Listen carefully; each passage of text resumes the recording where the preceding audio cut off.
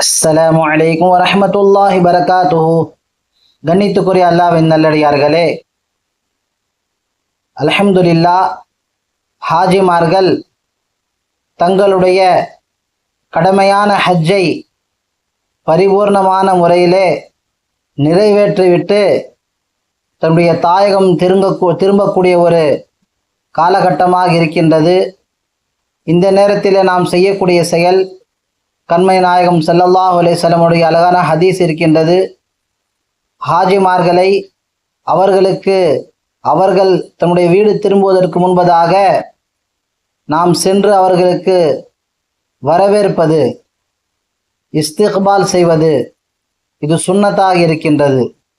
நாம் ஒன்று கூடி ஹாஜிமார்களை வரவழைக்க வேண்டும், அவர்களுக்கு நாம் இஸ்திக்பால் செய்ய வேண்டும்.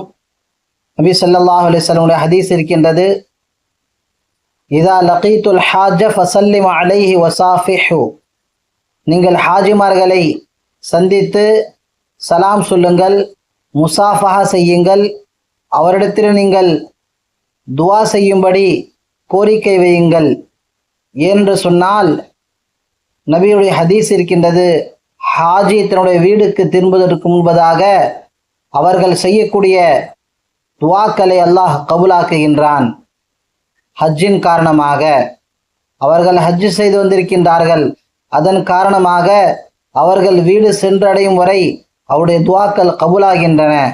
ஆகையால் நாம் முந்தி சென்று ஹாஜிகளை இஸ்திக்பால் செய்வது, வரவேற்பது சுன்னத்தாக இருக்கின்றது. அவரிடத்திலே துவா செய்யும்படி கோரிக்கை வைப்பது, நாமும் ஹஜ்ஜை செய்ய வேண்டும் என்பதாக நீங்கள் துவா செய்யுங்கள், எங்களுக்காக இஸ்திக்ஃபார் செய்யுங்கள் என்பதாக ஹாஜிகளிடத்திலே கோரிக்கை வைப்பது, அவர்களுடைய துவா நம்முடைய ஹக்கிலே கபூலாகும். நாமும் ஹஜ்ஜு செய்யக்கூடியவராக நாம் மாறுவோம்.